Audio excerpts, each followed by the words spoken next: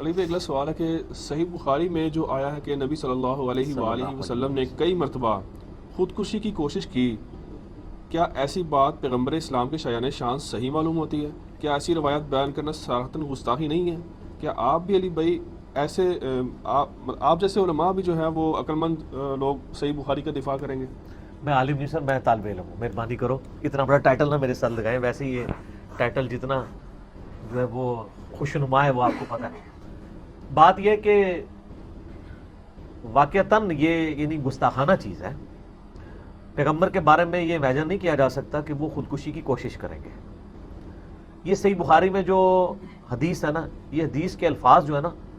یہ متصل سند کے ساتھ نہیں ہے، اور اہل سنت اس روایت کا دفاع نہیں کرتے۔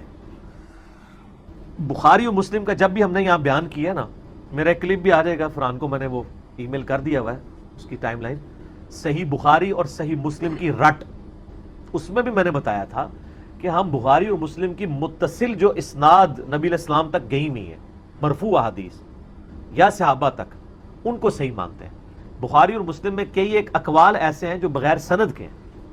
ان کے انٹرنیشنل نمبر بھی نہیں ہیں، وہ ساتھ انفارمیشن کے طور پہ کوئی بات مشہور تھی تو وہ امام بخاری نے درج کیا، لیکن ایمانداری یہ کی ہے انہوں نے فرق کیا ہے کہ یہ حدیث ہے، اس حدیث کے ساتھ انہوں نے حدیث اس سے پہلے بیان کی کہ نبی علیہ السلام کا وحی کا سلسلہ رک گیا، وہ تو قرآن میں بھی آتا ہے، وہ پھر والضحیٰ واللیل اذا سجا نازل ہوا کہ آپ کے رب نے آپ کو نہیں چھوڑا، وحی کا سلسلہ منقطع ہونا تو مانا۔ اس میں نا اینڈ پہ جا کے نا امام بخاری لکھتے ہیں کہ جو تابعی تھا نا زوری، وہ یہ کہا کرتا تھا فی ما بلغنا، کہ اس میں ایک سنی سنائی بات یہ بھی ملتی ہے، تو یعنی زوری یہ نہیں کہہ رہا کہ میں نے کسی صحابی سے سنی ہے، تابعی نے ایک سنی سنائی بات نقل کر دی، تو ہم بخاری اور مسلم کے اقوال کو جو بغیر سند کے ہیں ان کو صحیح نہیں مانتے، نہ اہل حدیث صحیح مانتے ہیں نہ باقی لوگ مانتے ہیں۔ بخاری مسلم ہمیشہ کہتے ہیں اس کی جو مرفوع احادیث متصل اسناد والی وہ ساری کی ساری صحیح ہیں، اور جن کے نمبر بخاری میں ہے نا حدیث کا نمبر، وہ ساری متصل ہیں، ایسے اقوال کو نمبر کوئی نہیں دیا گیا، یہ علیحدہ سے بیچ میں نا انفارمیشن کے طور پہ درج ہے، اس کو ہم کنڈیم کرتے ہیں۔ اور یہ بلکہ ہمارے پرائم منسٹر صاحب نے بھی ایک دفعہ بیان کر دی تھی، عمران خان صاحب کے پیچھے سارے پڑ گئے، یار وہ کوئی عالم دین تو نہیں ہے، اس نے بخاری میں پڑھی تھی تو آپ کو چاہیے تھا آپ آ کے بتاتے، میں نے پھر اسی وقت بتایا کہ بھئی انہوں نے جو کچھ بیان کیا وہ بالکل ٹھیک ہے۔ جب بخاری شریف کو پڑھ رہا ہوگا تو اس میں ایک عام آدمی کو جس کو تھوڑا بہت نالج نہیں ہوگا تو اس کو تھوڑا بہت ایسی چیزیں جن میں علماء سے پوچھنا چاہیے کہ ہاں یہ کیا مسئلہ ہے، اس کی وجہ سے بخاری شریف کو چھوڑ کے نہیں بیٹھ جانا چاہیے، وہ تو اس طریقے سے دیکھا اسی لیے تو منع کرتے ہیں نہیں پڑھنا چاہیے۔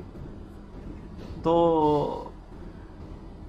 اس طرح کی چیزوں کو سمجھنا چاہیے، ظاہر آپ پے کر رہے ہیں نا علماء کو، سر فی سبیل اللہ تو یہ کام نہیں کر رہے ہیں، پے کر رہے ہیں تو انہی کاموں کے لیے نا، ان سے پوچھیں کہ یار آپ ہمیں سمجھائیں۔ تو نبی علیہ السلام، ہاں دل میں کئی مرنے کا خیال آنا یہ کوئی عصمت انبیاء کے منافی نہیں ہے، اگر اتنی بات ہوتی نا تو وہ درست تھی، جیسا کہ سیدہ مریم کے بارے میں آتا ہے، حالانکہ ان کو جبرائیل نے بشارت دی تھی کہ آپ کے ہاں بیٹا ہوگا جس کو اللہ تعالیٰ نشانی بنائے گا، اس کے باوجود وہ کہتی ہے کاش میں مر کے مٹی ہو چکی ہوتی اس دن سے پہلے کہ یہ بچہ میں نے جنا،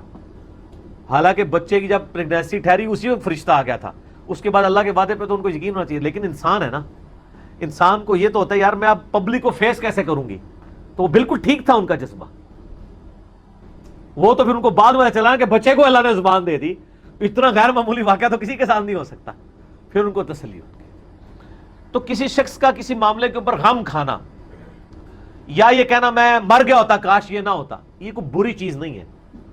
کہ نبی علیہ السلام کے دل میں وحی کی اتنی تڑپ کہ یہ نازل ہوئی تو میں مر جاؤں گا، اس سے بہتر ہے اللہ کے ساتھ کمٹمنٹ کی، ایسے یہ بات کوئی بری نہیں تھی، لیکن خودکشی کی کوشش کرنا یہ بات غلط۔ مولا علی کے بارے میں آتا ہے مصنف ابن ابی شیبہ میں، وہ جو ناسبی پیش کرتے ہیں کہ مولا علی کہا کرتے تھے، میرا یوٹیوب پہ کلپ بھی ہے، کیا مولا علی جنگ جمل کے بعد روتے تھے؟ بالکل روتے تھے سر، تہاڈی جان نو روندے سن، اپنے آپ نہیں سن روندے۔ کیوں روتے تھے؟ کہ سیدنا علی رضی اللہ تعالیٰ عنہ جنگ جمل میں اپنے مخالفین کی لاشیں بھی ان کو اٹھانی پڑ رہی تھی، اور مخالفین کون تھے؟ صحابہ کے بیٹے، اپنے لوگ، ان پہ بھی مولا علی گریا کرتے تھے کہ یار ان کو کدھر ورگلا کے لے آئے ہیں اور یہ لوگ مر گئے۔ تو حضرت حسن ابن علی کہتے ہیں کہ مولا علی کہا کرتے تھے کاش جنگ جمل سے 20 سال پہلے میں مر گیا ہوتا۔ اس کا یہ مطلب نہیں کہ یہ جنگ میں نے غلط لڑی ہے، جنگوں کے اوپر تو نبی علیہ السلام کی بشارت تھی کہ میری بیوی پہ خوف کے کتے بھونکیں گے، تو سیدہ عائشہ کو بھی بعد میں پتہ چل گیا، مسند احمد میں حدیث ہے۔ سیدنا علی کی ایک خواہش تھی کہ کاش ایسا نہ ہوتا، مجھے اپنی زندگی میں یہ برے دن نہ دیکھنے پڑتے. اور آپ ان کے غم کا اندازہ اس سے لگائیں کہ ایک شخص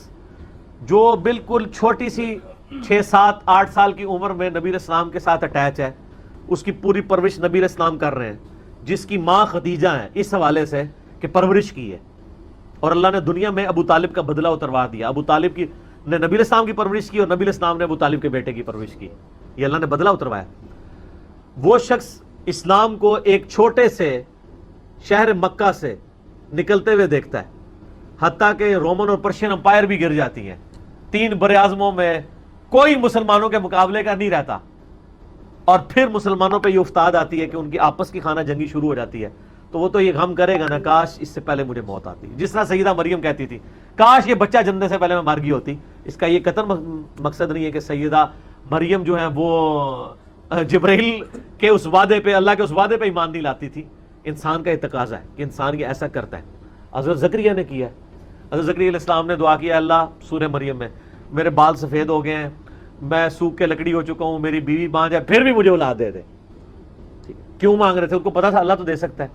پھر فرشتہ آیا محراب میں آ کے بشارت دے دی کہ آپ کا بچہ ہوگا، اس کا نام یحییٰ ہوگا، دنیا اور آخرت میں اللہ کا مقرب ہوگا، عورتوں سے بچنے والا ہوگا، یہ ہوگا. کام ختم ہو گیا. لیکن وہ فرشتے سے کیا کہتے ہیں؟ میرا بچہ کیسے ہوگا، میں تو بوڑھا ہوں، میری بیوی تو بانجھ ہے. اور سر یہ باتیں تو آپ پہلے بھی کر چکے تھے، ٹھیک ہے. لیکن انسان تو انسان ہے،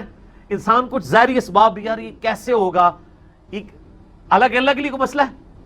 تو پھر فرشتے نے کیا کہا کہ